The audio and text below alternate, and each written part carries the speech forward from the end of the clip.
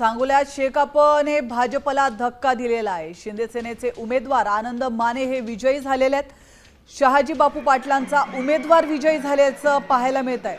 शिंदे सेनेचे उमेदवार आनंद माने हे विजयी झालेले आहेत, तर शेकापा आणि भाजपचा या ठिकाणी पराभव झालाय। सांगोल्यात शिंदे सेनेचा नगराध्यक्ष निवडून आलाय।